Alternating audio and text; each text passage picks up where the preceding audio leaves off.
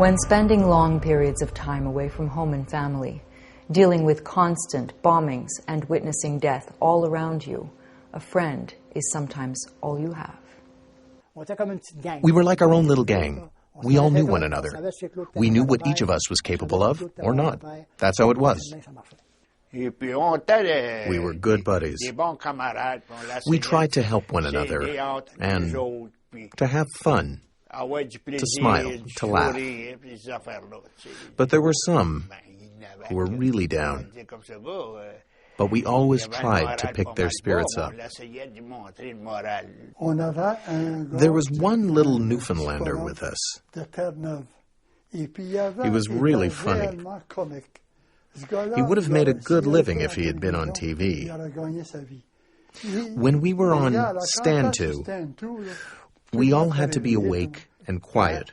And it was boring. No talking, no nothing. But he just couldn't help himself. He used to tell jokes. Good jokes, you know, not dirty ones. He made us laugh. He had a way of making us laugh no matter what was going on. A guy like that was worth his weight in gold. We were given a beer a day in Korea. That's what they gave us, 1 beer a day. It was Japanese beer. The rations truck drove right into where they had built a fire and got stuck there. In the fire. The guys were yelling, "Forget the truck! Save the beer! Forget the truck!" To hell with the truck. We had to save that beer. What we used to do was buy a few bottles of beer from the guys who didn't drink. We gave them $1 a beer. We had money, military money called script money. We gave $1 for a big bottle of beer, and when we had 2, 3, and started getting tipsy, then we'd say, "I won't be guarding tonight. Take my shift, and I'll return the favor. Next time it'll be your turn." We had a little arrangement amongst ourselves so we could get a good night's sleep, a little downtime in one of the dugouts. We used to play cards. We loved to play cards, that's for sure. It was all we had to fight boredom. Christmas Day, all activities stopped, and we used to play Christmas carols over the wireless sets and over the systems that we had, and you could hear Christmas carols in the front lines, and that kind of made everything kind of quiet. And I kind of remember that particular time when the moon was shining bright.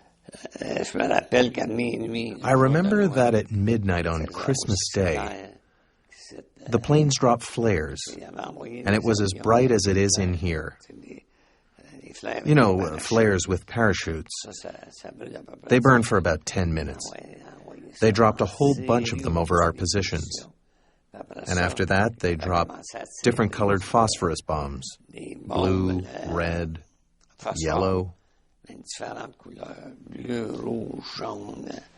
that kind of made you feel nice that it was Christmas Day. At least we're not fighting. At least it's peaceful today. We used to go on leave to Japan. They called it R&R, rest and recuperation. In Japan, we chased women, we drank, and we had fun. We had money because we hadn't spent any. That's how things were done. We played hockey against the Australians. I think we beat them 100-0. They couldn't skate. When we played, we Canadians would grab a guy by the arm and play with him, you know? When it came time to change nets, we went to get the other team's goalie and drag him over. We had a lot of fun. The best friend you have in the Army is the guy next to you, because he might be the one to save you. Even if he's the person you hate the most, you still respect him when you're in the line of fire. He might be the one to save your life. At that moment, they're the best friends that you have. Okay? Don't matter family, others. They're the best friends that you have. They do the same for you as you do for them. Your primary responsibility, as we understood it, and I believe this to be true today, is to your fellow members. And these people, the people that you are with, are brothers. We were a family. If one of us had something, it was, "Hey, what's eating you? Can I help you?" There was a lot of camaraderie. There was no problem in that respect. And losing just one made us sad. It made us really sad. When you lose friends, like in accidents, when you're overseas and you're buried in a foreign country, that affects you. To see somebody shot is not a nice thing. To hear somebody holler, you know, how bad they were hurt. When he got shot, it was like a punch hole. It's a tough situation to be in when you lose a buddy, a good buddy. Even today, I have more feeling for my comrades than I have for family. They are these guys are more my brother than my biological brothers are. I don't know if you can feel that or understand that, but that is how it is.